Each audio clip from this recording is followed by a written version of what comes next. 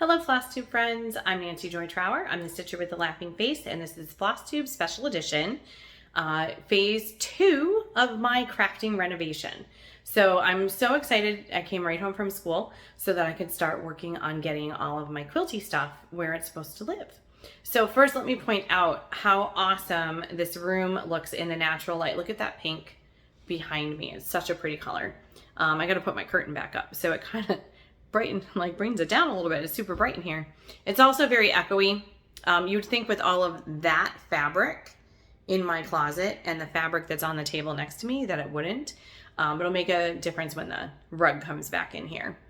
So today I'm going to get started on my quilting fabric and getting all of that put away. And let me switch around and I'm going to show you where it's all going to go.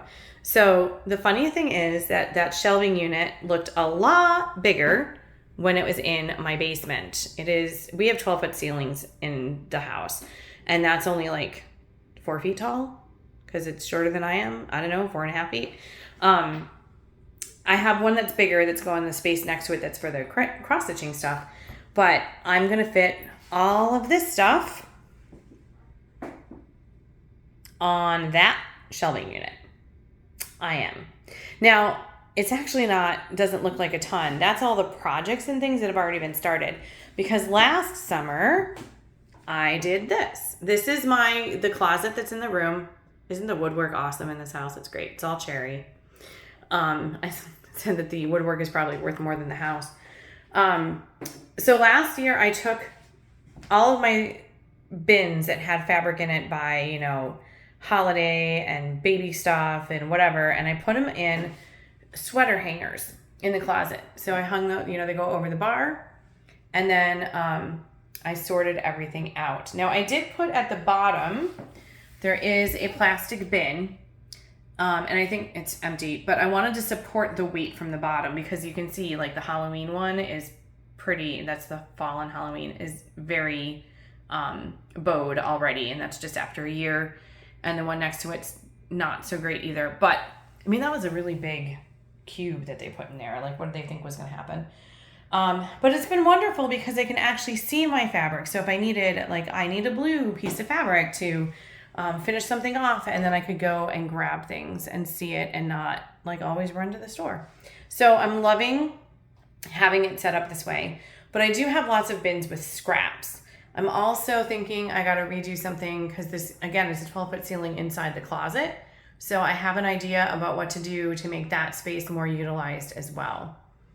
So, and then over here, so on the table, these are mostly projects. Now the light's bad because it's from behind it. So that one says Max's Quilt. That is the fabric that I purchased to make a quilt for Max. That one is not started yet, but then the one that says Maria's Quilt was supposed to be for a babysitter, and she just got married when she graduated from high school, and now she's 30. So I've got a lot of projects that need to be taken care of and finished up. I also have some knitting stuff. Elizabeth Ann Can Stitch would be horrified with me right now because there's knitting projects in there still on the needles. I don't know for how long. Now the funny thing is that when I had my crafting space in my previous house before I met Phil, which is a phrase you're going to hear a lot in the next couple of videos. It's I can make an acronym, BIMP, before I met Phil. But in that house, my rec room was in the basement, and it was yellow. And I had this green color as my accent color. And it was a beautiful, very, not warm, but just friendly and happy kind of space. So half the room's crafting and half the room was Lego. And I had that green as the accent color, and it was really cute. But then when this room, and I was I'm going to do it pink, and I'm going to use red for my accent color. I got those red containers at the dollar store and other ones I gathered up. And then I started bringing it up last night. And I was look at this green with the pink. I was ooh, I could leave it. And then in the car on the way home today, I was oh, I could color code it. So all the quilting stuff could be green, and all the scrapbooking and cross-stitching stuff could be red. I don't know. That's the way my brain works. Yeah, it does things like that. So we'll see. I don't know whether I can actually color coordinate my storage containers. You never know. But all the stuff that's here is going to get resorted and put over there. And I did find things like this bucket is filled with t-shirts from my kids. There's my hair thingy. But there was t-shirts from vacation Bible schools and scouting stuff. And when Max's elementary school closed when he was in 4th grade and they made special shirts. Do I really need to keep all these shirts? I don't know. The scouting stuff maybe. But that was the thing I found in the basement, was that there's a ton of stuff that just got shoved into, put it in the crafting oasis, put it in the crafting oasis. So there's a lot that's going to be weeded out, a lot that's going to be stored. Those Scholastic boxes, I have a ton of them from the book fairs. So I'm going to be able to use those to have uniform storage in here. Things like those t-shirts that don't need to be left out, but I might not want to get rid of them. So I think they're going to get rehomed into different things. So I'm going to go get changed and put my hair up because it's hot in here. And I'm going to get to work with putting away all my quilty stuff. And I'll be back soon, hopefully, to show you how it turned out. See you soon. So, stitchy friends, it's the next day. And yes, it's clearly game day because I am in my Bill's regalia. Hey, that's the way it goes here in Buffalo. Squish the Fish, that's who we were playing tonight. So, anyway, it took me about 1.5 Hallmark movies to get through everything last night, but I'm very pleased with how the quilting shelf has turned out, and it's a good thing we have high ceiling. So I'm going to turn it around. Here we are. So here you can see the whole thing. I'll back up a little bit. All right, so there's my 4-foot shelf, and then I think there's another 4 feet on top of it. All right, so I'm gonna start at the top and kind of show you how things turned out. So there is my very demure, very mindful, very cutesy potato chip box. I had a lot of those. The kids, we used to buy them for the kids for lunches and stuff, and they turned out to be great to store stuff in. At the moment, there is a quilt in there that is going to be finished in the next month or so because it's been staying away for way too long, like almost 10 years. So I want to get that finished. It's beautiful. It's like hardly even hasn't anything left to do. I don't know why it's not done. And it's going to get done. So because it's in my project plans, I didn't want to find like some other container to put it in. So that's what's up there. Clearly, then we have a whole bunch of baby quilts. So most of what's on this side of the room and in this storage unit is all scraps or things that have already been started. Whereas the closet behind me is where I have like full cuts of fabric, when, you know, like half yard or whatever it might be. So there's baby scraps in here, and those are from previous quilts that I've made for other people. Some of it is still probably for my kids. And so when I retire, which is the other phrase you're going to hear me say quite a lot besides before I met Phil, when I retire, you know, if you want to enjoy, it's like take a drink every time I say it. But when I retire, what I should do is make a whole bunch of baby quilts and donate them to our local children's hospital or one of the worthy places we have. Like there's a lot of organizations to help out immigrants in our area and people who, you know, the women's shelter, all that kind of stuff. I can just make baby quilts and give them away. Wouldn't that be a lovely thing? All right, so then there's a big giant box of denim. So some of that is just denim fabric. Like I love this star fabric right here. I used to make clothes. When I worked in California, I worked for a school that was a religious school, and I couldn't wear pants. I had to wear dresses below the knee, skirts below the knee. And that was not the style at the time. It was hard to find them. So I wound up making a lot of clothes. And it was kind of fun.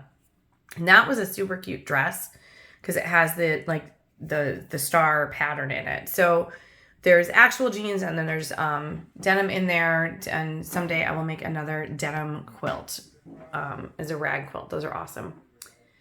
Now all the green buckets over here, most of those are things that have already been started and need to be finished and given to the person it's for. I have too many of those. Max's is actually not started, but he graduates from college in May, so I need to get my tushy in gear. And then over here we have some of my favorite storage boxes, peach boxes. I may have actually bought more peaches today because I wanted the box. They stack really well because they have those little tabby things right here. So they click together And then they stack really nicely, and they're really deep, so I can fit a lot in there. These are scraps from previous patterns. And then this is going to be Matthew and Brittany's Christmas quilt right there. And then I have some thread, which I'm going to talk about the thread boxes in a minute because I found some treasures in one of them last night. The next shelf is all yarn. And I have been watching a lot of Elizabeth Ann Can Stitch. And so I was like, ooh, I'll put it on the side so you can see it like she does. It's so cool. So the red box has remnants of skeins of yarn, things that what's left after a project was finished, and a couple skeins of stuff that's like not in style anymore. It's not demure or mindful anymore. Do you remember that eyelash yarn? Like you'd knit it into a scarf and then it would all be fringy. And it was cute 12 years ago, but I still have a couple skeins of that and a couple other things. So who knows, maybe it'll come back in style or use it for something else. The green bucket is stuff that's been started, and I do love this green color in the pink room. So there's some things on the needles in there. So those need to get finished up too. And then a couple nice, really good, I love this orange. And I've totally even forgot it. There is, in this bag, is a purple. Oh wait, that's like a hat that I need to take apart because I'm never gonna wear it. Look at that purple. Isn't that awesome? I love that kind of fuzzy, beautiful yarn. So I might make something for Abby for Christmas too. So I thought, oh, I'll ask Max what color she likes, and because I can only make scarves. I got a couple things I can choose from there. All right, so then we have the bucket head has a Valentine's Day quilt that's been started and all of my Valentine's Day fabric in one spot. These two bins are also buckets of scraps, but I need to go through them. I have this basket over here, which is kind of my to be filed away basket. And so I think I need to reorder those. But that's a project for another day. Like, it's good enough right now where it is. Part of that is because out on the front porch where my scrapbooking stuff is being housed, I have 2 more of these green buckets that I will be able to use after the scrapbooking's put away. And there's at least 3 more of those clear buckets with the lids. So when I have those available, I can do a little bit more rearranging of quilty stuff. And then I have a couple of my little red bins. So I got all my fat quarter bundles in one, and I have a fall quilt over there, and then fall and Halloween scraps too. Underneath is a box that has the t-shirts in it I found yesterday, but it's not going to live there forever. I think as I go through the stuff in the basement, I'm going to see how many boxes of like memorabilia I really do have and then decide what to do with it. It might go on top of the other, on the scrapbooking one. Who knows, but I'll see that later. Okay, so as I was going through last night, I came across some treasures I mentioned. So I had this box for my thread for years, and it's nice, but I wasn't really utilizing it very well because there's like 4 spools of the same shade of blue in here, all of different sizes. And so I went through, because I had been using one of those glass jars with the little round, like a candy jar, for the thread that I use a lot, like when I'm sewing. So I saw it on Pinterest. I thought it looked cute, like years ago. So I took stuff out of there and I was trying to arrange this. And then I also had this box. My mom gave this to me, an old Victoria's Secret box. And it was filled with thread that she wasn't using, but some of it was thread that she had even inherited from my grandmother. And there's some crazy stuff in here. Like, I didn't even know that my grandmother, like Walmart runs around when my grandmother sewed. It's like 2 for $1 from Walmart. I've never seen that before. Now, my grandmother was born in 1900. And so obviously sewing clothes was a thing that they did. It was also because she was tiny. Both my mom and my grandmother were tiny people.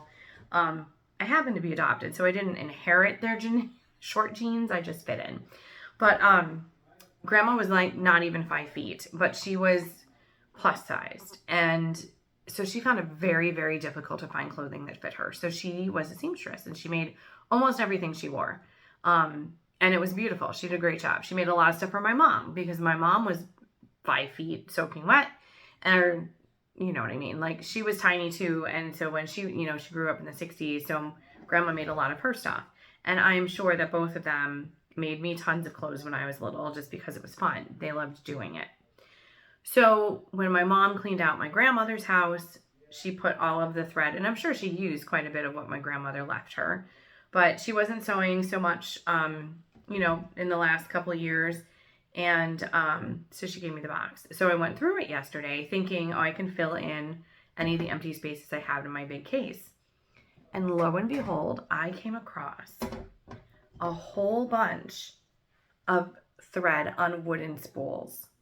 So this one says Lily, and it says a 50 on it, which I'm guessing is 50 cents. But the funny, so this was like one of the only blue ones. They're all pink and greens. So they even go with my room. Like, how cool is that? There's a whole bunch of sizes in here, and just the, you know, 35 cents. This one says 35 cents on it for this wooden spool.